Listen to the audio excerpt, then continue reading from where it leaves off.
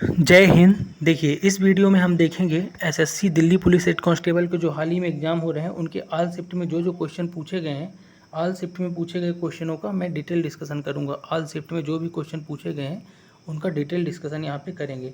और वीडियो में आगे बढ़ने से पहले आपको बता दूँ कि ये क्वेश्चन वो हैं जो 10 जो आपके पूछे गए थे। कब ये क्वेश्चन आपके पूछे गए थे, कितनी तारीख को पूछे गए थे? ये पूछे गए थे 10 अक्टूबर को। कब पूछे गए? 10 अक्टूबर को ऑल शिफ्ट में। ठीक है, तो इनका डिस्कशन यहाँ पे करेंगे। सबसे पहला क्वेश्चन देख लेते हैं क्या लिखा है। एक लंबवृत्तीय शंकु का आयतन जो है 924 घन सेंटीमीटर है। क्या लिखा है? घन सेंटीमीटर। और इसकी जो ऊंचाई है 18 सेंटीमीटर है। तो आधार का क्षेत्रफल बताइए। घन कैसे होता है? देखो, शंकु ऐसे होता है कुछ इस तरह से। इसका जो ये होती है इसकी ऊंचाई h, और ये होता है आधार कैसा होता है? वृत्ताकार। और इसमें होती है r। क्या होती है? r। अब कह रहा है कि आधार का क्षेत्रफल यानी वृत्त का क्षेत्रफल निकालना। क्या हो जाएगा? पाई आर स्क्वायर। अब इसके लिए अपने को r पता होना चाहिए। अब r की वैल्यू नहीं है, r की वैल्यू अपन इस सॉल्यूशन से निकालेंगे। कैसे निकालेंगे? आयतन दिया है शंकु का, क्या? 924 घन सेंटीमीटर। अब शंकु का आयतन होता क्या है? शंकु का आयतन क्या होता है? v बराबर 1/3 पाई आर स्क्वायर एच, ये होता है। अब यहाँ पे देखो वैल्यू कौन कौन सी दी है। तो आयतन भी की वैल्यू दी है 924, रख देता हूँ 924, और ये बराबर हो जाएगा 1/3। पाई की वैल्यू क्या है? 22/7। ठीक, आर स्क्वायर निकालना है। और एच की वैल्यू कितनी दी है यहाँ पे? 18 सेंटीमीटर ऊंचाई है। रख दूँ सबको? चलो रख दिया। अब क्या होगा? अब जब इसको सॉल्व करोगे तो किस तरह सॉल्व होगा? देखो, सब कुछ जब काट दोगे तो कटना शुरू हो जाएगा। देखो, ये 3 से कटेगा, 3 छंग 18। इसको उधर ले जाओगे तो ये 22 से कटेगा क्या? काटूंगा तो 22 सत्ते यानी कितनी बार जाएगा? 22 चौको 28, 88, और बचा कितना? 4 बचा। हाँ, चला जाएगा। 22 एक कम 22, 22 चौको क्या होता है? 88, और बचा कितना? 4, यानी 22 दूनी 44, ये 42 आया। ठीक, और कुछ कटेगा क्या?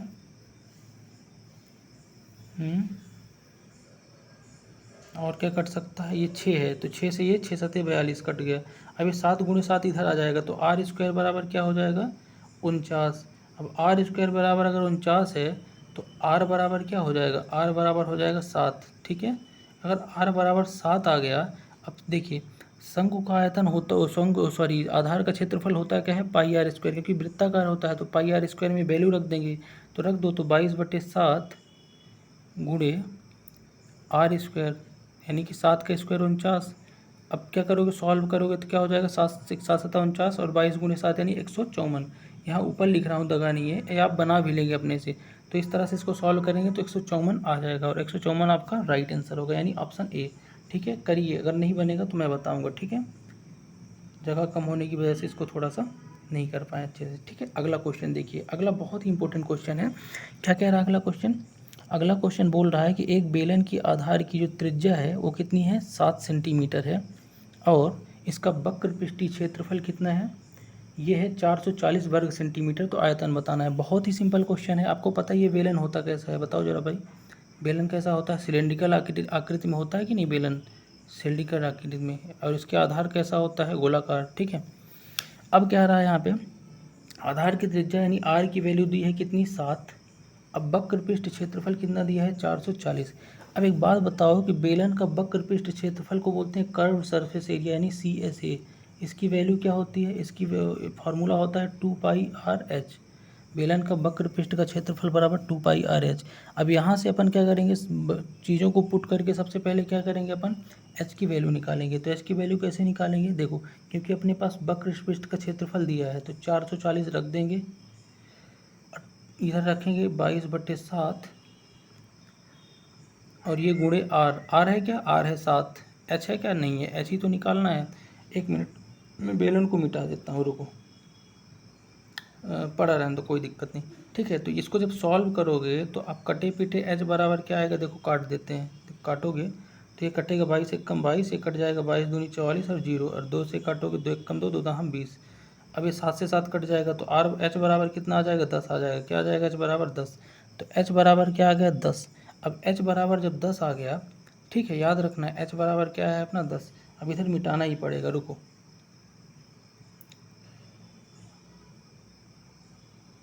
एच बराबर क्या आ गया? एक सेकंड रुको। हाँ, एच बराबर क्या आ गया अपना? 10 आ गया। अब देखो पूछा क्या है, पूछा है आयतन, तो बेलन का आयतन क्या होता है, तो बेलन के आयतन का फॉर्मूला क्या होता है, पाई आर स्क्वायर एच। क्या होता है, भी बराबर पाई आर स्क्वायर एच। अब वैल्यू इसमें पुट कर देंगे, पुट कर दो तो पाई की वैल्यू 22/7, आर स्क्वायर यानी दिया ही हुआ है 7 का स्क्वायर 49, अब गुणे एच कर देंगे तो एच की वैल्यू 10 है, तो इसको भी गुणे 10 कर दो, ठीक है 10 कर दो। तो जब सॉल्व करोगे 7 कम 7 7 49, और ये बचेगा कितना 22 सत्ते 154 और जीरो, तो यानी 154 जीरो। तो आपका ये आंसर आ जाएगा 154 और जीरो, यानी 154 जीरो कहाँ मिल रहा है, यहाँ मिल रहा है, तो राइट आंसर हो जाएगा सी। ठीक है, थोड़ा सा मैं मैनेज करता हूँ अगले क्वेश्चन से, यहाँ पे थोड़ा सा दिक्कत हो रही है वो आपको क्योंकि लिखने में। क्वेश्चन नंबर 3 देख लेते हैं क्या बोल रहा है, ये बोल रहा है x3 क्या बोल रहा है, x रुपये पर 7.5% प्रतिवर्ष दर से 2 वर्षों के लिए चक्रवृद्धि ब्याज और साधारण ब्याज का अंतर जो है 45 है, तो x की वैल्यू निकालो। अब x का है, यहाँ पे x है मूलधन, तब ना x की बात कर रहा है x रुपये पे, तो x क्या है, मूलधन है, क्या है, मूलधन। अब कैसे निकालेंगे आइए समझते हैं। देखो कुछ भी नहीं करना है, बहुत सिंपल क्वेश्चन है, इसके लिए एक फार्मूला होता है, क्या होता है फार्मूला, फार्मूला क्या होता है, R/100, R/100 बराबर क्या हो जाएगा, अंडर रूट डी यानी डिफरेंस अपान पी यानी मूलधन, ठीक है, जिसको एक्स लिए हैं अपन, ठीक है। तो इस फॉर्मूले पे रख देंगे, तो R/100, आर दिया है क्या, बिल्कुल आर दिया है, आर क्या दिया है 7.5 7.5, ठीक है, रख दिया, बटे 100 कर दिया, बराबर अंडर रूट करेंगे इसको, तो डी यानी डिफरेंस कितना दिया है 45 दिया है, उसको रख दो, रख दिया, ठीक।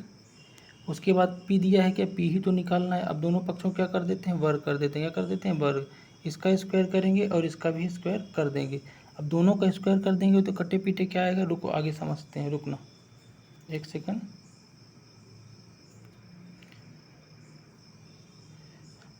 एक सेकंड, थोड़ा सा यहाँ पे प्रॉब्लम हो रही है इसको लिखने में। दोनों का स्क्वायर करोगे, रुको मिटा के लिखता हूँ छोटा करके, रुको एक सेकंड,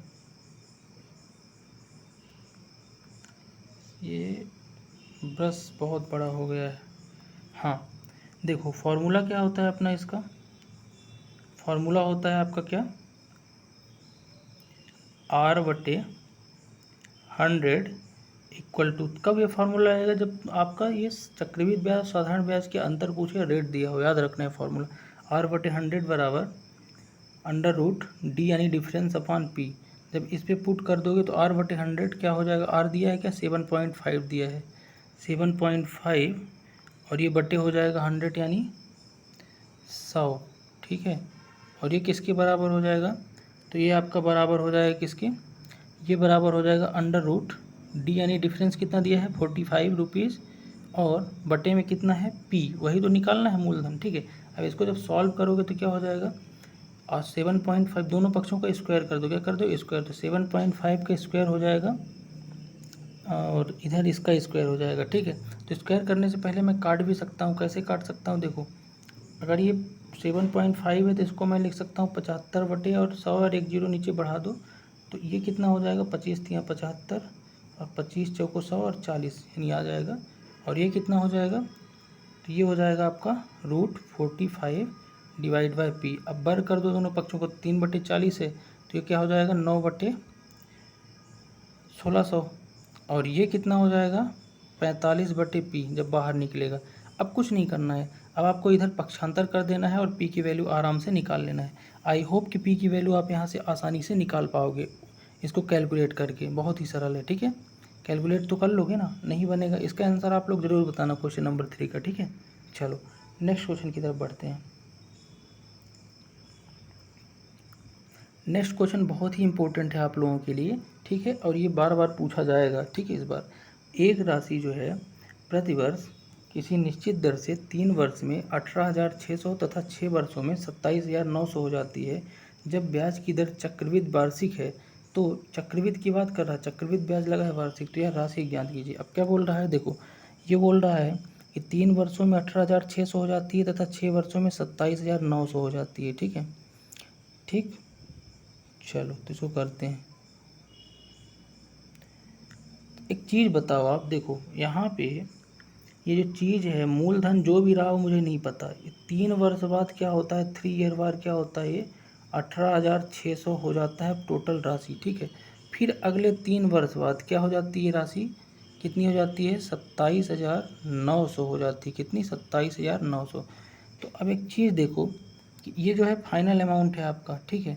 तो अब जब कभी भी आपको वर्ष बराबर बराबर दे, यहाँ भी 3 ईयर यहाँ भी 3 ईयर, तब भी चक्रवृद्धि ब्याज के लिए एक फार्मूला होता है। जब कभी वर्ष बराबर हो, क्या हो, बराबर, 2 बार, फार्मूला क्या होता है, पी अपान जो पहली वाली वैल्यू है ये 18,000 होगी, 18,600 इक्वल टू ये हो जाएगा आपका जो अगली वाली वैल्यू ये 18,600, ठीक है। और उसको डिवाइड कर देंगे किससे, 27,000, 18,600 ही लिखेंगे और इसे डिवाइड कर देंगे 27,900 से, ठीक है। अब यहाँ से पी की वैल्यू निकाल लो, वही आपका आंसर हो जाएगा। जब कभी भी क्या दिया हो, 3 वर्ष बराबर दिया हो तो ये फार्मूला लगाएंगे, पी अपान पहली वाली वैल्यू, ठीक है, फिर बराबर पहली वाली वैल्यू बटे दूसरी वाली वैल्यू, इस तरह से। अब 0 से 0 कट गया, 0 0 ये दोनों कट गए। अब और जब काटोगे इसको और डीप में जाओगे और काटना आपको है तो सॉल्व करना, ठीक है। तो इसका आंसर क्या आएगा, 12,400। क्या आएगा, 12,400 पी की वैल्यू करना। अगर नहीं बनेगा तो मैं बताऊंगा, क्योंकि कैलकुलेशन आपको खुद करना है, पेपर में कोई बताने नहीं आएगा, ठीक है ना।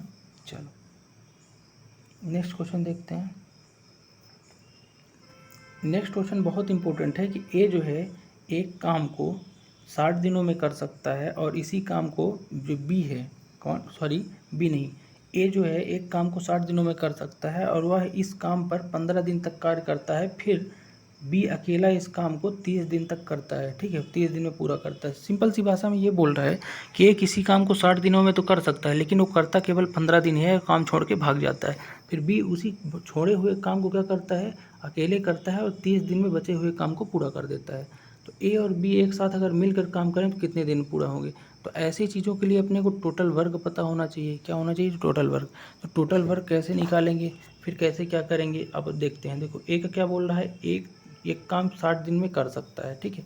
अब बी के बारे में कुछ नहीं बताया है, क्या है, बी के बारे में कुछ भी नहीं बताया है, केवल इतना कहा है कि बी 30 दिनों में पूरा कर सकता है। तो यहाँ पे एक छोटी सी बात समझना, ए अगर 60 दिन में पूरा करता, 15 दिन काम किया तो बचा कितना, 45 दिन बचा। कितना बचा, 45 दिन काम। और उस 45 दिन के काम को कौन कर रहा, बी कर रहा, और बी कितने दिन में कर रहा, 30 दिन में कर रहा। तो इस तरह से 45/30 कर सकते हैं कि नहीं। तो ए और बी की इफिशियंसी आ जाएगी 15 या 45, 15 दूनी 30।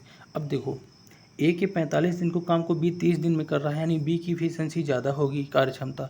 तो बी की इफिशियंसी 3 होगी यहाँ से और ए की इफिशियंसी 2 होगी, ठीक है। ये इफिशियंसी पता चल गया। और आपको पता होगा कि इफिशियंसी में जब दिन को किसी के गुणा कर दो तो टोटल वर्क यानी कि पता चल जाता है। तो 60 गुणे 2 करोगे तो 120 क्या हो जाएगा, टोटल वर्क आपको पता चल जाएगा। अब इन दोनों को क्या करोगे, यहाँ पे अगर अब देखो टोटल वर्क से अगर डिवाइड कर दो किसी की इफिशियंसी तो सामने वाले का समय आ जाता है कितने दिन में काम करेगा। तो 120/3 करोगे तो आपका कितना आ जाएगा, 40 दिन में ये करेगा टोटल काम, अगर टोटल काम होता तो, ठीक है। अब पूछा क्या है कि दोनों मिल के कितने दिन में करेंगे, तो दोनों की इफिशियंसी जोड़ोगे तो होगा 3 2 5 और काम कितना है, काम है आपका 120 यूनिट। तो अब टोटल जो इफिशियंसी आई है उसको अगर टोटल वर्क से डिवाइड कर दोगे, यानी 120 से डिवाइड कर दोगे, टोटल जो इफिशियंसी 5 है, तो क्या आ जाएगा, दोनों मिलके काम कितने दिन में करेंगे। 5 1 5, 5 दूनी 10, 5 चौको 20, यानी 24 आया। क्या है, 24, यानी दोनों मिलके इस काम को 24 दिन में करेंगे, ठीक है। चलो आई होप ये समझ पाए होगे आप। चलो नेक्स्ट क्वेश्चन देखते हैं। नेक्स्ट क्वेश्चन क्या बोल रहा है कि ए जो है एक काम का एक चौथाई 5 दिनों में कर सकता है और बी जो है 2/5 भाग 10 दिनों में कर सकता है। तो दोनों मिलकर कितने दिन में करेंगे। बहुत ही सिंपल क्वेश्चन है, समझना। ए जो है एक काम का कितना, एक चौथाई यानी कि 1/4 भाग करता है कितने दिन में, 5 दिन में। अगर कोई बंदा 1/4 भाग 5 दिन में कर रहा है, टोटल भाग मतलब 4 है, तो अगर 1 भाग 5 दिन में कर रहा है तो 4 भाग कितने दिन में करेगा, 5 गुणे 4 यानी 20 दिन में। तो मैं डायरेक्ट लिख देता हूँ कि ए जो है पूरे काम को 20 दिन में करेगा, ठीक है। ये करने की मुझे ज़रूरत थी नहीं, ठीक है। डायरेक्ट मैं क्या लिख देता, ए जो है एक काम को 20 दिन में करेगा। बात समझ रहे हो, अगर एक चौथाई 5 दिन में करता है तो चारों भाग 20 दिन में।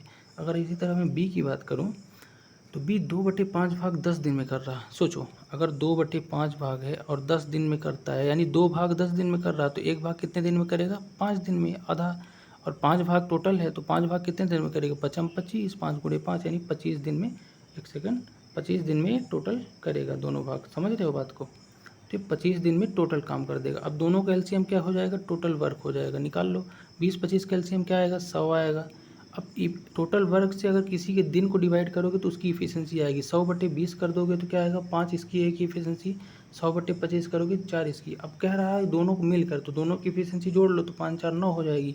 काम कितना है, 100 यूनिट, तो करा दो 100/9, और 100/9 आपका क्या हो जाएगा, दिन आ जाएगा, और वही आपका आंसर होगा, ये नहीं ये वाला, ठीक है। तो इस तरह से आप बना लेना, ठीक है। चलो नेक्स्ट क्वेश्चन बहुत ही इंपॉर्टेंट है, इस क्वेश्चन को देखते हैं क्या कह रहा है। नेक्स्ट क्वेश्चन कह रहा है कि एक्स और एक्स वाई और जेड का जो औसत है कितना है, जेड से 6 अधिक है, समझना ये औसत है, औरत नहीं। एक्स वाई और जेड का औसत जो है जेड से 6 अधिक है, एक्स और वाई का औसत 50 है। यदि u जेड से 6 कम है तो u और जेड का औसत बताना है। छोटी छोटी चीज़ों को लेके अपन आगे बढ़ेंगे। देखो सबसे पहले किसको लेंगे, इधर से लिखना मैं चालू करता हूँ, ठीक है। x plus y plus z का औसत बताया है क्या, बिल्कुल एक चीज़ बताया है कि x plus y plus z का अगर औसत निकालोगे तो x plus y plus z बटे 3 हो जाएगा, क्योंकि 3 संख्याएं हैं। औसत क्या होता है, आंकड़ों का योग बटे आंकड़ों की संख्या, ठीक है। तो ये कर दोगे, उसके बाद देखोगे, रुकना इसको मिटा देता हूँ लाइन को, एक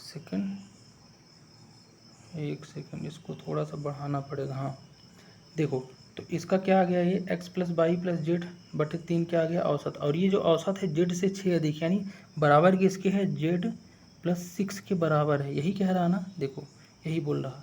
अब इसके बाद इसको जब पक्षांतर करोगे तो x plus y plus z से क्या हो जाएगी, वैल्यू निकाल लोगे, क्या लोगे, वैल्यू निकाल लोगे। कैसे निकलेगी वैल्यू, समझो देखो। लेकिन एक चीज़ और देखोगे तो यहाँ पे आगे क्या दिया है, x और y का औसत 50 है, तो x प्लस वाई का मैं इधर औसत लिख देता हूँ, कितना है। अगर औसत करोगे तो x प्लस वाई बटे 2 करोगे, कि 2 संख्याएँ हैं तो आंकड़ों का योग बटे आंकड़ों की संख्या क्या है, 50 है, ठीक। अब इसको देखोगे तो x प्लस वाई बराबर क्या हो जाएगा, ये पक्षांतर होगा तो 50 दूनी 100 हो जाएगा। तो x प्लस वाई की वैल्यू क्या आ गई आपकी, 100 आ गई, क्या आ गई, 100 आ गई, ठीक है। अब देखो इसको देखोगे, इस वाले को देखते हैं, तो अभी थोड़ी देर के लिए x प्लस वाई को छोड़ देते हैं। इसको जब देखोगे तो x plus y plus z बटे 3 बराबर जेड प्लस 6 है, ठीक। अब पक्षांतर करोगे तो इधर जाएगा, यानी 3z प्लस 18 होगा, ठीक। और 3z प्लस 18 जो है किसके बराबर होगा, x plus y plus z के बराबर होगा। लेकिन x प्लस वाई की अपन ने वैल्यू इधर क्या निकाली है, 100 निकाली है, तो रख देता हूँ 100 प्लस जेड बराबर क्या हो जाएगा, 3z प्लस 18, यही होगा। अब देखो यहाँ से 3z और यहाँ है 3z और ये है z, तो 3z में एक z इधर पक्षांतर करोगे तो चले जाएंगे, तो यहाँ क्या बचेगा, 2z, क्या बचेगा, 2z, क्या बचेगा, 2, ये z है, ठीक है, z 2z, और ये 2z किसके बराबर होगा, 100 माइनस 18, 18 उधर ले जाओगे तो कितना हो जाएगा, ये हो जाएगा आपका 82, क्या हो जाएगा, 82। थोड़ा सा लिखने में दिक्कत हो रही है यहाँ पे, एक सेकंड, ये क्या हो जाएगा, 82, ठीक है। अब जेड बराबर के लिए क्या करोगे, मैं ऊपर लिख देता हूँ यहाँ, जेड बराबर क्या हो जाएगा, 82/2, और 82/2 करोगे तो क्या आएगा, 41 आएगा, क्या 41, बिल्कुल जेड आ गया 41। अब निकालना ही क्या था, यू और जेड का औसत निकालना था। अब यहाँ पे बताया है कि जेड अगर 41 है, अब मिटा देता हूँ, ठीक है।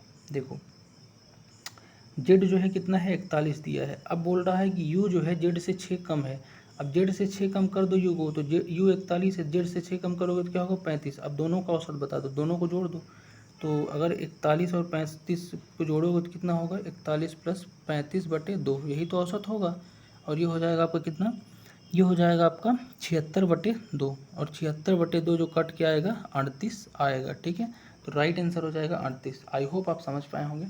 नेक्स्ट क्वेश्चन, 8वां क्वेश्चन क्या बोल रहा है, देखो 8वां क्वेश्चन बोल रहा है कि तीन संख्याओं का, जो तीन संख्याएं हैं 2, 3 और 4 अनुपात में है, उनके वर्गों का योग जो है ये है। अब देखो संख्याएं कुछ इस तरह लिखी हैं, समझना, वो तो हिंदी में लिख दिया था, 2, 3 और 4 के अनुपात में संख्याएं हैं कोई भी तीन, ठीक है, सपोज, और उनके वर्गों का अनुपात क्या है, इतना है, वर्गों का सॉरी योग है इतना। तो अब क्या करो, संख्याओं को मैं 2x मान लेता हूँ, इसको 3x मान लेता हूँ, और इसको क्या मान लेता हूँ, 4x। अब इनका वर्ग कर देता हूँ, क्योंकि वर्गों का योग पूछ रहा है। 2x का वर्ग क्या होगा, 2x का वर्ग क्या होगा भाई, 2x का वर्ग हो जाएगा 4x स्क्वायर, 2 दूनी 4x स्क्वायर। इसका हो जाएगा 3x का 9x स्क्वायर, और इसका हो जाएगा 16x²। अब सबको जोड़ दो और उनका योग कितना आ रहा है इतना, तो पक्ष मतलब बराबर कर दो। तो 4x 4 9 4 13 और 16 13 कितना हो जाएगा, कितना हो जाएगा देखो 16 13 हो जाएगा 29। सबको जोड़ रहा हूँ मैं, ठीक है। तो 16 13 हो जाएगा 29, यानी 29x² बराबर, ये वैल्यू दिया है इनकी योग का 23 49, ये वैल्यू दिया है। अब यहाँ से क्या करना है आपको, 23 49 लिख दिया मैंने। अब क्या करना है, x² बराबर क्या कर देना है 23 49 बटे 29 इधर आ जाएगा। तो x² बराबर क्या आ जाएगा, काट दो इसको। जब काटोगे अब 23 49 को 29 से, किससे 23 49 को 29 से, तो क्या आएगा 81 आएगा। क्या आएगा, x² बराबर 81, यानी x बराबर क्या आ जाएगा आपका 81 है। तो x बराबर यानी स्क्वायर रूट करोगे तो क्या आएगा 9 आएगा। अब 9 क्या हो गया आपका, x हो गया। अगर 9x है तो 4x क्या हो जाएगा, 9 चौको 36, 4 का गुणा, लेकिन x² है ये मत भूलना, क्या है x²। बट अपने को x तो नहीं करना था, ऊपर 2x संख्याएं लिए थे 2 3 4 के अनुपात में, तो क्या हो जाएगा आपका 9 दूनी 18 होगा। क्या होगा, एक्चुअल में ये वैल्यू क्या होगी 18 होगी, क्योंकि 2x है ना अपनी संख्या, ये तो x² बाद में किए हैं। इसी तरह से देखें तो 3x अगली संख्या यानी 9 3 27 हो जाएगी, और अगली संख्या क्या हो जाएगी आपकी 4x है, यानी कि 9 चौको 36 हो जाएगी। अब पूछा क्या है, सबका औसत, यानी इन तीनों को जोड़ दो, 18 + 27 + 36 को जोड़ के बटे 3 कर दो। क्या कर दो, बटे 3। अब देखो मिटा देता हूँ, मिटा के आगे लिखता हूँ, ठीक है। देखो 18 36 27 आया था, क्या आया था, क्योंकि x की वैल्यू अपनी क्या आई थी, x की वैल्यू अपनी 9 आ गई थी। संख्याएँ क्या थी 2 3 4 के अनुपात में थी, यानी कि 2x 3x और 4x के अनुपात में थी। तो कर देंगे तो संख्याएँ क्या हो जाएंगी 18 9 3 27 और 9 चौको 36, ये संख्याएँ हो जाएंगी, ठीक है। दोनों तीनों को जोड़ के क्या कर देंगे, बटे 3 करेंगे औसत के लिए, तो क्या हो जाएगा, सबको जोड़ दो तो 36 10 46 8 64 10 74 10 84 7 84 7 कितना आ रहा है, सबको जोड़ोगे तो कितना होगा, एवरेज ही पता करना है ना, ठीक है। सबको जोड़ो, सबको जोड़ने से अच्छा इसको कर दो ना 4x + 3x 4 3 7 2 9, यानी 9x। अब 9x बटे 3 कर दो ना डायरेक्ट बिना लिखे, तो ये क्या आ जाएगा 3 3 3x आ जाएगा, फिर x की वैल्यू रख दो तो 9 3 27 डायरेक्ट हो जाएगा। ऐसे भी कर सकते हो, ठीक है। और जोड़ के भी इनको बटे 3 कर सकते हो, वही आएगा, ठीक है। करके देख लेना, जैसे आपको सही लगेगा वैसे आप कर लेना अपने हिसाब से, ठीक है। चलो आगे बढ़ते हैं, नेक्स्ट क्वेश्चन देखते हैं। नेक्स्ट क्वेश्चन यहाँ पे क्या कह रहा है, नेक्स्ट क्वेश्चन बोल रहा है कि यदि 180 का x% जो है x + 350 से 25% कम है, तो x + 50 का 18% x + 12% से कितना अधिक है। फिर से क्वेश्चन को समझो, क्वेश्चन समझने में थोड़ा दिक्कत हो रही होगी, मैं समझ सकता हूँ, ठीक है। दोबारा से अपन समझते हैं क्वेश्चन को। देखो बोल रहा है यदि 180 का x% जो है x + 350 से 25% कम है, छोटा छोटा करके लिखता हूँ। देखो सबसे पहले लिख देता हूँ 180 का x% के लिए गुणे है x/100 जो है x + 350 का 25% है, कितना बराबर में है x + 350 का कितना है 25। अब 25% को क्या लिख सकते हैं अपन 1/4, क्या लिख सकते हैं 1/4। अब यानी कि 4 टोटल है और 1 कम है, तो यहाँ क्या आना चाहिए, यहाँ आना चाहिए 3/4। क्यों आना चाहिए, क्योंकि 25% का मतलब 1/4 होता है, 1 कम है 4 में से, 4 में गए 3, कितने में से 3/4। बात समझ गए, तो इसलिए यहाँ पे क्या लिखेंगे 3/4, ठीक है। चलो आगे बढ़ते हैं, सेकेंड। अब क्या कह रहा है आगे, आगे क्वेश्चन पढ़ते हैं। तो x + 50 का 18% x के 12% के बराबर क्या होगा। सबसे बड़ा मैटर यहाँ फंस रहा है, x निकालना है, तो समझ लेते हैं आगे कैसे करेंगे। देखो सबसे पहले इसको सॉल्व करते हैं, जब सॉल्व करेंगे तो ये क्या होगा 0 0 कटा, काट देते हैं, ये कटेगा 2 पंचे 10 2 9 18 कट गया, ठीक है। अब क्या होगा, अब इसको आगे बढ़ाओगे तो कुछ तरह से बढ़ेगा। देखो ये भी 3 इधर है, 3 1 3 3 इकाई 9 इस तरह से कट जाएगा, यानी ये 5 3 15 बचा, कितना बचा 5 3 15, यानी 3 3 3/5, यानी 3/5 बचा। और उधर ले जाओगे तो क्या हो जाएगा, ये जब इधर जाएगा तो क्या हो जाएगा, हाँ ये इधर जाएगा तो क्या हो जाएगा, इधर 5 का गुणा ऊपर होगा, तो ये क्या हो जाएगा x + 350 5x + 350 × 5 हो जाएगा। क्या हो जाएगा 350 × 5, और 350 × 5 क्या होता है जो भी होता है आप कर लेना, ठीक है। 350 गुणे 5 होता है 1750, नहीं लिखता हूँ मैं, डायरेक्ट लिख देता हूँ 350 गुणे 5, ठीक है, करता नहीं हूँ, ठीक है। अब देखो ये जो 3 है ना, 3 जब ये इधर आएगा तो 4 3 12 हो जाएगा, ये क्या हो जाएगा 12, ठीक। 12 और साथ में x भी है तो 12x हो जाएगा। अब इसके बाद 5x को इधर लाओगे तो क्या हो जाएगा, ये 7x हो जाएगा। तो 7x बराबर क्या है, एक सेकंड, 7x बराबर यहाँ क्या आ रहा है, 5x प्लस 350 गुणे 5 आ रहा है, ठीक है, ठीक। अब 5x क्यों, 5x तो बचा ही नहीं, 350 गुणे 5 ही बचा, तो 350 गुणे 5 कर देता हूँ। और साथ में क्या है, 7 है, 7 को मैं इधर ला लेता हूँ तो कट जाएगा, 7 पना 35 और 0 यानी 55 25, यानी कि 250 आ गया। यहाँ पे लिख देता हूँ x बराबर क्या आ गया, 250। तो इस तरह से आपको x निकालना है, किस तरह से, इस तरह से। पहले ही आपका रिलेशन बनाना है, फिर यहाँ से इसको सॉल्व करके x की वैल्यू निकालना है। तो x की वैल्यू 250 आई। अब इसको मैं मिटा दूंगा, ठीक है। x की वैल्यू क्या आ गई अपनी, 250 आ गई, क्या आ गई, 250। अब आगे क्वेश्चन पढ़ो क्या बोल रहा है। हालांकि आप जल्दी कर पाओगे, मैं समझा रहा हूँ इसलिए थोड़ा समय ले रहा हूँ, ठीक है। x बराबर 250 अगर आ गया तो x प्लस 50 का 18% जो है, x के 12% के कितने बराबर होगा। अब दोनों को निकाल लो, x प्लस 50 कितना हो जाएगा, x प्लस 50 आपका कितना हो जाएगा भैया, x प्लस 50 हो जाएगा आपका 50, 300 हो जाएगा, कितना 300। और 300 का 18% कितना होगा, 300 का 10% हो, 300 का 1% होगा 3, 18% होगा 54। यानी कि आपने x प्लस 50 का 18% 54 निकाल लिया। अब x का 12% भी निकाल लो, दोनों का रिलेशन बताना है। तो x ये है, अब x का 12% 10% 25 होगा, और 1% 2.5 यानी कि आपका 15 हो गया, कितना हो गया, नहीं 30 हो गया, कितना हो गया 30, 12% कितना होगा 250 का 30, यानी 54 और 30 में आपको क्या पूछा है, 54 और 30 में पूछा है कि ये कितने अधिक है परसेंट में। तो 54 से 30 कितना अधिक है, तो आप देखोगे तो कितना अधिक है, सीधे सीधे आपको दिख रहा होगा ये 24 अधिक है, कितना अधिक है। अब परसेंट में निकाल लो, तो 24 अधिक है किससे, 30 से, किससे 30 से। और परसेंट के लिए क्या करते हैं, गुणे 100।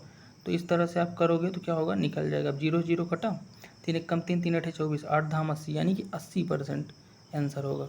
यानी कह सकते हो कि x प्लस 50 का 18% x के 12% से 80% अधिक है, कितना अधिक है, 80%। राइट आंसर हो जाएगा ऑप्शन डी, 80%, ठीक है। नेक्स्ट क्वेश्चन देखते हैं। अब स्पीड थोड़ा बढ़ाएंगे क्योंकि क्वेश्चन ज़्यादा है और टाइम ज़्यादा लग रहा है, ठीक है। देखो नेक्स्ट क्वेश्चन क्या कह रहा है कि एक आयत की लंबाई 40% वृद्धि कर दी जाए तो उसके क्षेत्रफल बनाए रखने के लिए चौड़ाई में कितने % की कमी करनी होगी। आयत का क्षेत्रफल क्या होता है, लंबाई गुणे चौड़ाई, आपको पता है। तो गुणा करेंगे तो बात बन जाएगी, ठीक है। तो 40% का मतलब क्या होता है, आपको पता है। 40% का मतलब क्या होता है, 40/100, यानी 4/4 कितना, नहीं 4 बटे नहीं, 20 दूनी 40, 20 पंचे 100, 2/5 कितना, 2/5। हाँ, तो अब ये बोल रहा है कि आयत की लंबाई में 40% की वृद्धि कर देते हैं, ठीक है। मान लो पहले आयत की लंबाई 5 रही होगी, यानी 2 बढ़ाया है, 2/5 हो रही। तो जब 2 बढ़ाया है तो 5 से अब कितनी 2 बढ़ गई तो कितनी हो गई, आयत की लंबाई 7 हो गई, क्या हो गई, L हो गई, यानी लंबाई 7। अब कह रहा है चौड़ाई यानी विड्थ, विड्थ को कह रहा है कि चौड़ाई उतनी ही, मतलब चौड़ाई को कितना कम कर दें कि क्षेत्रफल में अंतर ना हो। तो 5 गुणे 7 लंबाई गुणे चौड़ाई क्या होता है, आयत का क्षेत्रफल होता है। तो 5 7 35 क्या होगा, क्षेत्रफल पहले होगा। अब क्या करें कि यहाँ पे 35 ही आना चाहिए। क्यों 35 आना चाहिए, कि अपन कुछ ऐसा करें कि चौड़ाई को कितना कम कर दें कि 35 ही आना चाहिए। तो अब देखो हमेशा क्या होता है कि रेशियो का उल्टा हो जाता है जब कभी भी अपन कम करने की बात करें। तो 5/7 है तो क्या हो जाएगा, 7/5 उल्टा हो जाएगा, तभी ना आपका 35 आ पाएगा। तो यहाँ से आप एक चीज़ देखो, आप एक चीज़ देखोगे कि पहले जो है लेंथ थी 5 से 7 हुई, यानी ये 7 से 5 हुई, 7 से कितनी हुई, 5 हुई विड्थ, यानी कितना कम हुई। अगर परसेंट की बात करूँ तो 2 कम हुई, 2 कम हुई कितने में से, 7 में से, कितने में से 2 कम हुई, 7 में से विड्थ, ठीक है। और परसेंट के लिए गुणे 100 कर दोगे, तो 2/7 गुणे 100 करोगे तो आपका क्या आएगा, 28.6% इसका आएगा जब इसको सॉल्व करोगे तो, ठीक है। तो इस तरह से आपको करना है, ठीक है। नेक्स्ट क्वेश्चन देखते हैं। 11वां नंबर क्वेश्चन कुछ इस तरह से है, और ये आपका बीजी गणित यानी एलजेब्रा टाइप का लग रहा है, ठीक है। इसको करते हैं। देखो क्या बोल रहा है, x प्लस 1/x बराबर √3 है, तो x की पावर 18 प्लस x की पावर 12 प्लस x की पावर 6 प्लस 1 का मान बताओ, ठीक है। ये जो रूट लिखा है तो ये पावर इसका लगा है, क्या लगा है, पावर, कन्फ्यूज मत होना यहाँ पे, ठीक है। कैसे करेंगे समझो। इसके लिए एक सिंपल सा तरीका होता है। वो तरीका क्या होता है कि x प्लस 1/x बराबर अगर √3 है ना, अगर √3 है तो इसके लिए क्या होता है कि x की पावर 6 बराबर -1। डायरेक्ट यहाँ पे इसका आंसर जब कभी भी x प्लस 1/x बराबर √3 हो, हालांकि इसका डिटेल सॉल्यूशन भी है लेकिन वो समझाने लगूंगा तो वीडियो बड़ा हो जाएगा। इतना याद रखो, जब कभी भी x प्लस 1/x बराबर √3 है तो x की पावर 6 बराबर हो जाएगा -1। क्या हो जाएगा? -1। डायरेक्ट ऐसे हो जाता है, ठीक है, ये याद रखना। जब ये हो जाएगा तो आप एक काम करो, अब क्वेश्चन को देख लो। क्वेश्चन में क्या निकालना है आपको? x की पावर 18 निकालना है। तो x की पावर 18 जो है यो क्या है? x की पावर 6 और इसकी पावर 3 लिख सकता हूँ, ठीक है। x की पावर 12 क्या लिख सकता हूँ? x की पावर 6 और इसकी पावर 2 लिख सकता हूँ, ठीक है। प्लस क्या है? x की पावर 6 तो है, 6 ही है और प्लस 1 है। अब इसको सॉल्व करोगे तो x की पावर 6 बराबर -1 होता है। तो -1 की पावर अगर 3 करोगे, यहाँ वैल्यू रखोगे तो माइनस माइनस माइनस यानी माइनस ही आएगा, 3 बार होगा गुणा। तो फिर आगे करोगे तो 2 बार रखोगे तो 1 हो जाएगा। x पावर 6 यहाँ रखोगे तो, और यहाँ रखोगे तो ये भी माइनस और ये +1, यानी कि सबको जब काट दोगे तो आपका क्या मिलेगा? +1। तो ये 0 मिल जाएगा। क्या मिल जाएगा? सब कट के 0। यानी राइट आंसर क्या हो जाएगा इसका? 0। क्या हो जाएगा? 0, ठीक है। तो याद रखना, जब कभी भी x प्लस 1/x बराबर √3 हो तो x पावर 6 बराबर -1 हो जाता है। इसका डिटेल जो सोल्यूशन है किसी और वीडियो में मैं बताऊँगा, ठीक है। नेक्स्ट क्वेश्चन देखते हैं। अगला क्वेश्चन क्या है कि x बराबर है 3 + 2√2। क्या लिखा है? 3 + 2√2। तब √x माइनस में लिख देता हूँ। देखो क्या लिखा है? x बराबर लिखा है 3 + 2√2। क्या लिखा है? 3 + 2√2। तो बताना क्या है? √x - 1/√x की वैल्यू आपको बताना है। ये आपका क्वेश्चन बोल रहा है, ठीक है, बताना है। अब कैसे करोगे इसको आइए समझते हैं। देखो सबसे पहले आप क्या करो, 1/√x निकाल लो x वाले से। तो कैसे निकालोगे? देखो अगर इसी x को मैं अगर 1/√x में रख दूँ, किस में रख दूँ? 1/√x में। तो क्या हो जाएगा? देखो समझो, 1/√x में जब रखूँगा तो ये आपका क्या लिखा है, इसको जब सबसे पहले आप ये समझो कि इसको मैं √x में कैसे बना सकता हूँ x को। तो √x में बनाने का एक बहुत अच्छा तरीका है, समझना ध्यान से। ये जो लिखा हुआ है ना संख्या, सबसे पहले मैं सबको मिटा देता हूँ फिर ढंग से बताता हूँ। रुको एक एक तरह से देखो, x बराबर क्या है? 3 + 2√2 है, ठीक है। अब इसको अपने को √x में बनाना है क्योंकि अपनी डिमांड है। क्या है? डिमांड है। तो √x में बनाने के लिए क्या करना है? देखो इधर का तुम देखोगे, इसको छोड़ो अभी, इधर का आप जब देखोगे ना तो क्या पाओगे? आप पाओगे कि जो 2√2 है ना, कुछ इस तरह दिख रहा है। किस तरह से? जैसे कि 2ab का फार्मूला होता है, 2ab का a + b का होल स्क्वायर बराबर, तो उस फॉर्म में आपको यहाँ पे दिखता हुआ मिल जाएगा। कैसे मिलेगा ये समझते हैं। ऐसे मिलेगा, देखो 2√2 है मतलब यहाँ पे 2 है, 2ab के 2 गुणा है, और √2 की मतलब ये है कि अगर मैं मान लेता हूँ कि b की वैल्यू क्या है आपकी 1 है, मान लो b की वैल्यू 2 है, सॉरी b की वैल्यू क्या है? √2 है और a की वैल्यू 1 है। तो इस तरह से अगर मैं मान लूँगा तो 2ab ये बन जाएगा। जब ये 2ab बन जाएगा तो आप ये बोल सकते हो कि a + b का होल स्क्वायर क्या होता है, और ये जो होगा ये किसकी वैल्यू होगी? ये होगी आपकी a² + b² की, यानी होगी कि नहीं होगी? a² जो होता है 1 और b² यानी √2 का स्क्वायर 2, यानी 2 1 3, ये तब बन रहा है। तो यानी कुल मिला के a + b का होल स्क्वायर का फार्मूला लिखा है, जहाँ पे a बराबर क्या है आपका 1 है और b बराबर क्या है? √2 है, ठीक है। अब इसको मैं उसी फार्मूले में लिखने की कोशिश करता हूँ। तो अगर मैं लिखूँगा तो a² बराबर मान लो या b² बराबर जो मानना हो, तो √2 का स्क्वायर + 1 का स्क्वायर + 2ab। 2ab क्या हो जाएगा? 2√2, यही ना है, ठीक। अब इसको जब आप सॉल्व करोगे तो दोनों पक्षों को क्या ले सकते हो? दोनों पक्षों का अगर मैं रूट करने की कोशिश करूँ तो ये √x हो जाएगा, और ये क्या हो जाएगा आपका? अगर इसका भी पूरा रूट कर दूं तो क्या हो जाएगा? ये आपका √2 का स्क्वायर अंदर है तो ये बाहर आएगा तो क्या होगा? √2 हो जाएगा, ठीक। और ये जो है,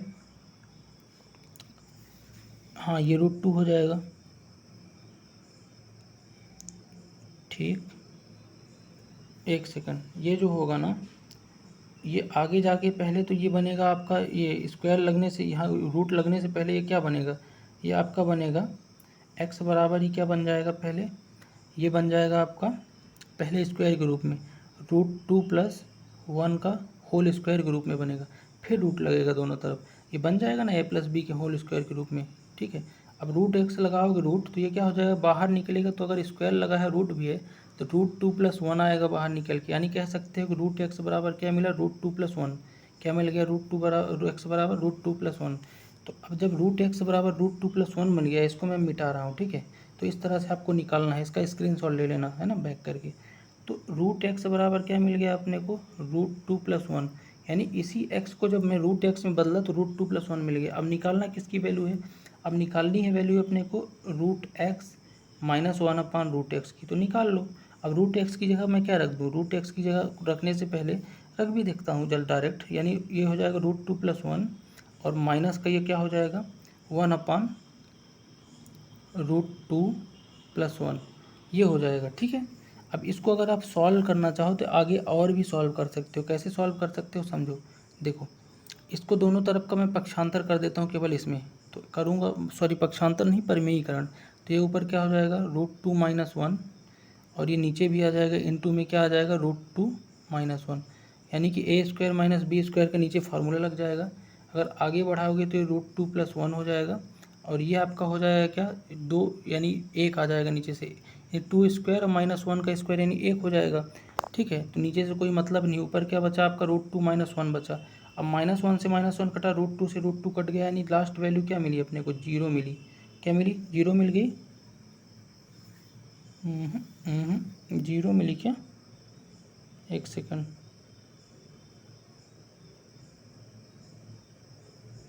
0 नहीं, यहाँ पे ये प्लस होगा √2 + 1, क्योंकि माइनस पहले से और एक माइनस यहाँ भी तो लगा है ना, तो ये माइनस माइनस प्लस हो जाएगा, तो लास्ट वाला प्लस हो जाएगा, यानी कि 1 और 1 क्या मिल जाएगा आपको, 2 मिल जाएगा, √2 से √2 कटेगा, तो राइट आंसर होगा √2, है ना। तो इस तरह से आप क्वेश्चन को कर लेना, ठीक है। अगला क्वेश्चन देख लेते हैं। कोई भी क्वेश्चन अगर डाउट होगा तो मेरे को आप कमेंट बॉक्स में ज़रूर कमेंट करना है ना, ताकि मैं अगली वीडियो में ध्यान से आपको बता पाऊँ। यहाँ पे मेरा उद्देश्य क्या है, आपको क्वेश्चन दिखाना, यहाँ पे कोई खास सॉल्यूशन बनाना उद्देश्य नहीं है मेरा, ठीक है, ताकि आप अवेयर रहो। पढ़ाई तो पहले हो चुकी है और बाकी मैथ्स का मैं जल्दी स्टार्ट करने वाला हूँ, बेसिक से लेके एडवांस तक की पूरी मैथ सभी एग्जाम्स के लिए, ठीक है। अगला क्वेश्चन देखते हैं कि दो संख्याओं का महत्तम समावर्तक कितना दिया है, यानी HCF कितना दिया है, 29 दिया है, और उनके लघुत्तम समावर्तक के 2 गुणनखंड दिए हैं। लघुत्तम समावर्तक नहीं दिया है लेकिन 2 गुणनखंड दिए हैं, क्या दिए हैं, 15 और 13। अब आपको पता है कि संख्याएं अगर HCF 29 है, संख्याएं क्या होती हैं, HX और HY में होती हैं। जिनने मेरी क्लासेस ली होंगी उन्हें पता होगा, ठीक है। तो यानी कि H की वैल्यू अगर आपकी 29 है तो संख्याएं क्या होंगी अपने आप में, 29X और 29Y होंगी, ठीक, ये संख्याएं होंगी। और ये जो 15 और 13 मिल रहा है गुणनखंड LCM का, वही को प्राइम नंबर होगा और वही X और Y की क्या हो जाएगी, वैल्यू हमेशा हो जाती है, ठीक है। तो अब पूछा क्या है क्वेश्चन में, छोटी वैल्यू बताओ, तो छोटा वाला गुणा कर दो, तो 13 होगा छोटा वाला, तो 29Y यानी 29 × 13 जो होगा छोटी वाली वैल्यू हो जाएगी। और बड़ी वाली पूछता तो 15 का 29 × 15 करते, तो 29 × 13 करोगे तो कितना आएगा, जो भी आएगा 29 × 13 इसका आंसर हो जाएगा छोटी वाली वैल्यू, यानी 377 आएगा। क्या आएगा, 377, ठीक। तो इस तरह से इसको बना लेना, ठीक है। नेक्स्ट क्वेश्चन देखते हैं, क्वेश्चन नंबर 14 क्या कह रहा है, क्वेश्चन नंबर 14 भैया, क्वेश्चन नंबर 14 आपके सामने कुछ इस तरह से बोल रहा है कि जब 1062, 1134, 1182 को सबसे बड़ी संख्या x से विभाजित किया जाए तो हर बार क्षेत्रफल y प्राप्त होता है, शेषफल y प्राप्त होता है। तो x - y का मान ज्ञात करना है, यानी x और y मेरे को पता होना चाहिए, तभी ना मैं x - y का मान निकाल पाऊंगा। देखो इसको करने का सबसे सरल तरीका है, पहले तो समझो LCM HCF का क्वेश्चन है, और ये जो संख्याएं दी हैं, अगर ये सभी संख्याएं जो है सबसे बड़ी संख्या x से विभाजित हो रही, इसका मतलब x क्या है इनके लिए, HCF है। HCF क्या होता है, वह बड़ी से बड़ी संख्या जो दी गई संपूर्ण संख्याओं को, सभी संख्याओं को पूर्णतः विभाजित कर दे, ठीक है। तो HCF कैसे निकालोगे, तो इन दोनों के बीच अंतर देखोगे पहले, किन्हीं दोनों के बीच, तो इन दोनों के बीच अंतर कितने का है, पहले और दूसरे के बीच 72 का, और तीसरे और तीसरे के बीच अंतर कितने का है, 48 का। अब 72 48 के बीच जो डिफरेंस होगा वही यहाँ पे HCF हो जाएगा डायरेक्ट। तो HCF इनके बीच अंतर कितना है, 72 48 के बीच 24 का, तो 24 इसका क्या आ गया, HCF। और 24 ही आपका x है, क्यों है, क्योंकि x ही सबसे बड़ी संख्या है जो डिवाइड करेगी इससे। और HCF का फॉर्मूला मतलब परिभाषा वही होती है कि वह बड़ी से बड़ी संख्या जो दी गई सभी संख्याओं को संपूर्णतः काट दे, ठीक है। तो x आ गया आपका। अब y निकालना है, तो y क्या होता है, शेषफल। तो x अगर 24 आ गया है तो किसी भी संख्या से इसको डिवाइड करो तो हर बार शेषफल एक ही आना चाहिए, तो y निकाल सकते हो किसी से भी डिवाइड कर दे। जैसे मैं पहली संख्या जो है 10 62, इसको ही डिवाइड कर देता हूँ 24 से, तो जब डिवाइड करूँगा तो शेषफल क्या आएगा, 6 मिलेगा। क्या मिलेगा, हर बार 6 मिलेगा। अब 6 मिल गया, इसका मतलब y की वैल्यू क्या पता चल गई, 6। x क्या है अपना, x है 24 और y क्या है 6। अब क्या पूछा है, x माइनस y, यानी 24 में 6 चले गए तो क्या है 18 आपका आंसर हो जाएगा। ठीक है, डायरेक्ट। ठीक, अब नेक्स्ट क्वेश्चन पढ़ते हैं। नेक्स्ट क्वेश्चन क्या बोल रहा है, नेक्स्ट क्वेश्चन और भी सरल है, बहुत ही सरल, सिंप्लीफिकेशन का है, बोडमास रूल पे करना है ब्रैकेट के हिसाब से। देखो ऐसे, सबसे पहले मैं डिवाइड को देख लेता हूँ, कहाँ कहाँ डिवाइड है, यहाँ यहाँ, फिर गुणे। देखो तो इसको करोगे तो क्या हो जाएगा, 7 डिवाइड बाय 7 यानी 1, और 7 1 प्लस 8 हो जाएगा ये टोटल इसका। इधर देखो तो 7 प्लस 7 यानी 1 हो जाएगा, और इधर गुणे है 7, तो इसको क्या करते हैं अपन, गुणे पे लिख देते हैं, और ये 7 प्लस में है। ठीक है, तो 7 8 56 हो जाएगा, ये क्या हो जाएगा, 1 सेकंड, 7 8 56, यानी कि 7 7 गुणा किए तो 1 आया, यानी 7 1 8 हो गया यहाँ से। 1 सेकंड रुकना, ये हो जाएगा 7 1 8, यानी यहाँ की वैल्यू 8 मिली। क्या मिली, 8। अच्छा ये तो बाहर का है ना, बाद में गुणा करेंगे, अभी गुणा कर लेते हैं। तो कितना हो जाएगा, 7 1 8 यहाँ से हो जाएगा 7 7, यानी 7/7 1, और 7 1 8 हो जाएगा, 8 7 56 आ गया। अब 56 प्लस कितना है, 7 है, तो 56 प्लस 7 कितना होता है, और 7/7 इसको करें तो 1, 56 7 होता है 63 1 64, यानी डायरेक्ट 64 आ जाएगा इसका। ठीक है, नेक्स्ट क्वेश्चन देखते हैं। क्वेश्चन नंबर 16 जो है ट्रिग्नोमेट्री से हमने लिया है। ट्रिग्नोमेट्री से बहुत अच्छे अच्छे क्वेश्चन पूछे जा रहे हैं, ज़्यादा कठिन नहीं पूछे जा रहे हैं। ठीक है, नेक्स्ट क्वेश्चन ट्रिग्नोमेट्री क्या कह रहा है, cot 25, cot 35, cot 45, cot 55, cot 65। अब एक बात बताओ, आपको कभी भी आपने एक चीज़ पढ़ा होगा कि अगर a प्लस बी, यानी कि a प्लस बी की वैल्यू अगर 90 डिग्री है, तो cot a into cot b बराबर हमेशा क्या हो जाता है, 1 हो जाता है। क्या हो जाता है, 1। अगर यहाँ पे ध्यान से देखोगे तो कॉट 25 और कॉट 65 को मैं अगर ले लूँ तो दोनों के 25 65 जोड़ो तो कितना होगा, कॉट 90 हो जाएगा, यानी कि इन दोनों की वैल्यू क्या हो जाएगी, 1 हो जाएगी। क्या हो जाएगी, 1। अब गुणे का चिन्ह लगा दो, गुणे का। अब कॉट 35 को देखो और कॉट 55 को, तो इन दोनों को क्या होगा, 55 35, a प्लस बी की वैल्यू 90, यानी इसका भी मान 1 हो जाएगा। अब बचा लास्ट में क्या, कॉट 45। अब कॉट 45 की वैल्यू डेफिनेटली अपने से ही 1 होती है ट्रिग्नोमेट्री नियम से, तो सबको गुणा करोगे तो 1 ही आएगा फाइनल। तो राइट आंसर इसका क्या हो जाएगा, 1। ठीक है, चलो समझ गए ना। चलो नेक्स्ट क्वेश्चन क्या बोल रहा है, नेक्स्ट बहुत ही इंपॉर्टेंट क्वेश्चन है। क्या लिखा है, 2 cos स्क्वायर, मैं लिख देता हूँ इसको, आप शायद कन्फ्यूज हो जाएं इसको पढ़ने में। देखो क्या लिखा है, 2 cos square x, cos square, एक सेकंड ढंग से लिख देता हूँ, 2 cos स्क्वायर एक्स बराबर 3 sin x, ये लिखा है। ठीक है, ये लिखा है 2 cos स्क्वायर एक्स बराबर 3 sin x, जहाँ पे x की वैल्यू क्या है, 0 और 90 के बीच में है। ठीक है, ये बताया। तो sec square x minus 10 square x plus cos square x, ये बताना है आपको। तो इसके लिए क्या करोगे भाई, अब देखो सबसे पहले मैं सेटिस्फाई करा देता हूँ इसको, जो ऊपर लिखा है। तो अगर मैं थीटा बराबर क्या लेता हूँ, 30 डिग्री, तो ये सेटिस्फाई होगा कि नहीं देख लेते हैं। 2 cos स्क्वायर एक्स रखेंगे, 2 गुणे कॉस 30 की वैल्यू कितनी होती है, तो कॉस 30 की वैल्यू कितनी होती है भैया, कॉस 30 की वैल्यू होती है √3/2, और √3/2 का स्क्वायर लगा है तो स्क्वायर करोगे तो क्या हो जाएगा, 3/4 हो जाएगा। और ये बराबर किसके होना चाहिए, 3 sin x की। साइन 30 की वैल्यू क्या होती है भाई, साइन 30 की वैल्यू होती है 1/2।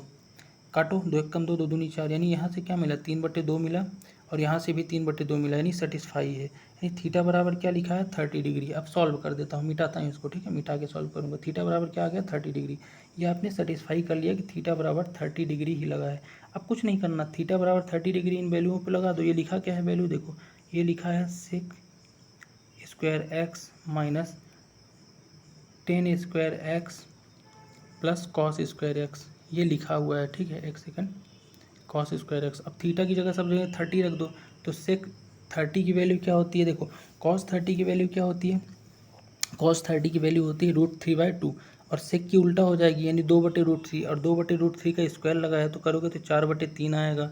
ठीक, माइनस 10 30 की वैल्यू होती है 1/√3, तो 1/√3 है लेकिन स्क्वायर लेगा है तो 1/3 हो जाएगा, प्लस कॉस, फिर आ गया कॉस। अब कॉस की क्या होती है, √3/2 होती है 30 की, तो यानी 3/4 हो जाएगा, स्क्वायर है ना हर जगह। तीनों का एलसीएम ले लो और कर दो, तो इसको जोड़ तो लोगे आप ना, चलो बता देता हूँ जोड़ के भी। तो ये क्या आ जाएगा, फाइनल आंसर आ जाएगा 7/4। क्या आ जाएगा, 7/4। अब कर लेना, आप जोड़ लेना इसको, ठीक है ना, अपने हिसाब से। इसको देखो 4/3 माइनस 1/3 यानी 3/3 बचा। अब 3/3 का मतलब क्या होता है, 1 होता है। तो 1 में अगर देखो, एक सेकंड, 4/3 माइनस 1/3 हो जाएगा 1, और 1 में प्लस कर दोगे 3/4 को, तो 4 एक कम 4, 3 7/4, तो राइट आंसर 7/4 आ जाएगा, ठीक है। नेक्स्ट 2 क्वेश्चन और बचे हैं, 2 क्वेश्चन आप देख लो, उसके बाद फिर ख़त्म, नेक्स्ट क्लास में देखेंगे। 600 मीटर लंबी एक रेलगाड़ी जो है 81 किलोमीटर पर आवर की गति से चल रही है। यदि वह एक प्लेटफॉर्म को 40 सेकंड में पार करती है तो प्लेटफॉर्म की लंबाई क्या होगी। अब देखो, रेलगाड़ी की लंबाई कितनी दी हुई है, 600 मीटर दी है। अब प्लेटफॉर्म की लंबाई पूछना है। आपको पता है कि डिस्टेंस का फार्मूला क्या होता है, स्पीड इंटू टाइम। डिस्टेंस बराबर स्पीड इंटू टाइम होता है, ठीक है। अब देखो यहाँ पे इस डिस्टेंस की बात करूँ तो क्या लिखा है, 600 लिखा है। मान लो प्लेटफॉर्म की मुझे लंबाई नहीं पता है, जोड़ लेंगे x, क्योंकि उसका दोनों को जो पार करती है प्लेटफॉर्म और अपनी लंबाई दोनों को मिला के तब 40 सेकंड लगते हैं। तो डिस्टेंस प्लस x जोड़ेंगे तो डिस्टेंस टोटल आ जाएगी प्लेटफॉर्म की, और उसकी भी वही निकालना है। स्पीड दिया है 81 किलोमीटर पर आवर, तो 81 किलोमीटर पर आवर को क्योंकि मीटर में है तो 5/18 से गुणा करेंगे तब ना मीटर पर सेकंड में चेंज होगी स्पीड। और फिर उसके बाद क्या कर देंगे, टाइम। टाइम कितना है, 40 सेकंड। अब इसको सॉल्व कर दोगे और जो x की वैल्यू आएगी वही आपका आंसर हो जाएगा, ठीक है। काट देता हूँ, कटेगा क्या, बिल्कुल कटेगा। 3 से कटेगा, 6 से कटेगा, 9 से कटेगा। 9 दूना 18, 9 9 81, 2 1 कम 2, 2 20 40, ठीक। यानी ये 20 पंचे 100, 100 900, यानी इधर क्या आया, 900 आया, और इधर क्या आ जाएगा, 600 प्लस x। अब x इधर रहने दो, इधर ले जाओ, 900 माइनस 600 बराबर क्या आ जाएगा, 900 में 600 चलेगा 300, यानी प्लेटफॉर्म की लंबाई क्या है, 300 है। कितनी है, 300। तो ये बता लेना आसानी से, 300, ठीक है। नेक्स्ट क्वेश्चन देखते हैं, और आज का नेक्स्ट क्वेश्चन लास्ट क्वेश्चन है, ठीक है। जल्दी से देख लेते हैं इसको भी। क्या कह रहा है, कह रहा है कि दी गई आकृति में जीवाएँ PQ, RS एक दूसरे को बिंदु L पर प्रतिच्छेद करती हैं, तो RL की लंबाई। यहाँ पे हमने वही नहीं बनाया, रुको 1 मिनट बना देता हूँ जल्दी से। देखो ये है फिगर। अब ये फिगर के हिसाब से क्या बोल रहा है, ये देखो ये फिगर है, पहले फिगर बना देता हूँ। देखो ये है PSQR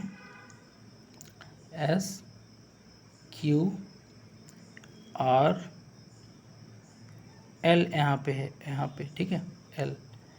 अब पूछा है, अब देखो क्वेश्चन को क्या कह रहा है कि दी गई आकृति में, आकृति को देखो, यहाँ पे कह रहा है PQ जो है ये PQ है, ये PQ है, क्या है, PQ जो है RS को एक दूसरे बिंदु पर L पर प्रतिच्छेद करते हैं, PQ है, और ये RS है।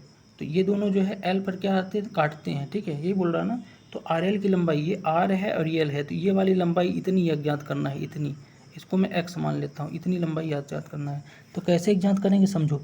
इसके लिए सिंपल सा जो प्रतिच्छेद करने का फॉर्मूला बोल रहा है, तो देखोगे तो क्या पाओगे, आप दोनों गुणनफल देख लो। तो PQ की देखोगे तो क्या हो जाएगा, PQ को देखोगे तो क्या होगा, PL इंटू LQ, यही हो जाएगा ना, PL इंटू LQ। और ये बराबर हो जाएगा किसके, ये बराबर हो जाएगा आपका RL इंटू LS, यही होगा ना, RL इंटू LS, इस पूरे का एक एक करके। अब यहाँ पे मैंने वैल्यू नहीं लिखा है, 1 मिनट वैल्यू भी लिख देता हूँ। इसकी वैल्यू कितनी है, 9 सेंटीमीटर है RL की, सॉरी PL की वैल्यू एक बार मिटा के लिखता हूँ ढंग से, ये थोड़ा सा ढंग से दिख नहीं रहा है, ठीक है। समझ के जाओ, ये बहुत इंपॉर्टेंट क्वेश्चन है, इस तरह क्वेश्चन पूछे जा रहे हैं, छोड़ के मत जाना। चलो एक बार और समझ लेते हैं। देखो ये है, और ये फिगर है आपका PQSR, ठीक है, और ये L पे प्रतिच्छेद करती हैं, और RL निकालना है, x मान लेते हैं इसको। देखो PQ की वैल्यू, PL की वैल्यू कितनी दी है, 9 दी है, कितनी दी है, 9 यहाँ तक की। और इसकी वैल्यू कितनी दी है, LS की वैल्यू कितनी दी है, ये L है, और LS की वैल्यू दी है यहाँ पे 6, ठीक है। और इसके अलावा LQ की वैल्यू दी है 4, और आपको निकालना है यानी x यानी RL की वैल्यू, ठीक है। तो RL की वैल्यू जब निकालेंगे ना तो क्या हो जाएगा, P/L गुणे, सॉरी PL गुणे LQ, यानी कि PL गुणे LQ बराबर हो जाएगा आपका RL गुणे LS, RL गुणे LS, ये होता है आपका गुणन, है ना, इनकी रेखाओं का। तो जब रखोगे तो PL की वैल्यू कितनी है, 9 है, की वैल्यू कितनी है, 9 है, LQ की वैल्यू कितनी है, 4 है, रख दो बराबर। आर एल की वैल्यू कितनी दी है, एक्स है, आर एल ही तो निकालना है, और एल एस की वैल्यू कितनी दी है, 6 दी है।